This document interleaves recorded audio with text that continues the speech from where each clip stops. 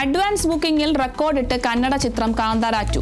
Book my ഷോയിൽ ഇതിനകം 1.6 ലക്ഷം ടിക്കറ്റുകൾ വിറ്റഴിച്ചുവെന്നും 5.47 കോടി രൂപയോളം അഡ്വാൻസായി നേടിയെന്നുമാണ് റിപ്പോർട്ടുകൾ.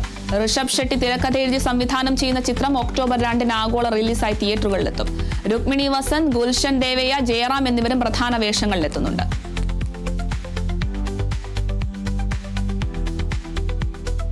ബിപിൻ കൃഷ്ണ സംവിധാനം ചെയ്ത മലയാളത്തിലെ ഏറ്റവും പുതിയ ചിത്രങ്ങളിലൊന്നായ സാഹസം ഈ ആഴ്ച OTT-യിലെത്തും. ഒക്ടോബർ 1 മുതൽ ചിത്രം സൺ നെക്സിൽ സംപ്രേഷണം ചെയ്യും. ചിത്രത്തിലെ ഓണം മൂഡ് എന്ന പാട്ട് വൻ ഹിറ്റായിരുന്നു. ഫ്രണ്ട് റോ പ്രൊഡക്ഷൻസിന്റെ ബാനറിൽ റിനീഷ് KN നിർമ്മിച്ച ചിത്രം ഓഗസ്റ്റ് 8-നാണ് തിയേറ്ററുകളിലെത്തിയത്. ഇയാളെന്തിനാ എത്രയും തിരക്ക് പിടിച്ചിട്ട് കൊച്ചിയിലേക്ക് പോയത്? I need your help.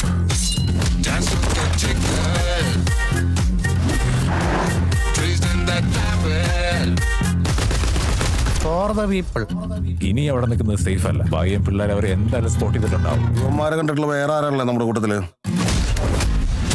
ഒരു ഷൂട്ട് ഔട്ട്, ഒരു എൻകൗണ്ടർ, ഒരു ചേസ്.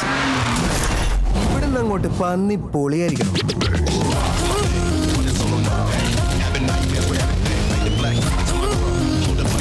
കണ്ണു തുറന്നപ്പോ അടിയില്ല, വെടിയല്ല വെടി.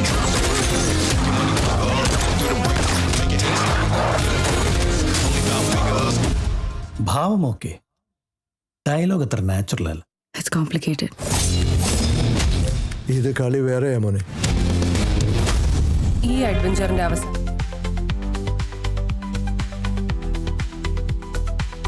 പ്രസന്നകുമാർ കോട്ട സംവിധാനം ചെയ്യുന്ന ഹൈലേസോ എന്ന സിനിമയുടെ ചിത്രീകരണം ആരംഭിച്ചു. സുധീർ ആനന്ദാണ് നായകൻ. ചിത്രത്തിന്റെ ടൈറ്റിൽ പോസ്റ്റർ പ്രസിദ്ധീകരിച്ചു. വജ്രവരാഹി സിനിമാസിന്റെ ബാനറിൽ ശിവ ചെറിയും രവികിരണും ചേർന്നാണ് ചിത്രം നിർമ്മിക്കുന്നത്.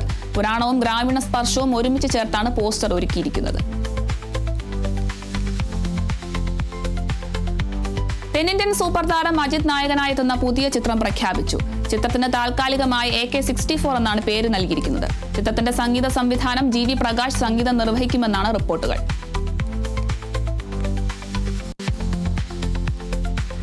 തിയേറ്ററുകൾ കീഴടക്കാൻ മംഗലശ്ശേരി നീലകണ്ഠനും മകൻ കാർത്തികേയനും വീണ്ടും എത്തുന്നു. രഞ്ജിത്തിന്റെ സംവിധാനത്തിൽ ഒരുങ്ങിയ മോഹൻലാൽ ചിത്രം രാവണപ്രഭുവാണ് തിയേറ്ററുകൾ വീണ്ടും റിലീസിനൊരുങ്ങുന്നത്. ആശീർവാദ് സിനിമാസിന്റെ ബാനറിൽ ആന്റണി പെരുമ്പാവൂർ നിർമ്മിച്ച ചിത്രം 4K അറ്റ്മോസിൽ എത്തിക്കുമെന്ന് മാറ്റിനി നൗ എന്ന കമ്പനിയാണ്. ഒക്ടോബർ 10-ന് സിനിമ വീണ്ടും തിയേറ്ററുകളിലെത്തും.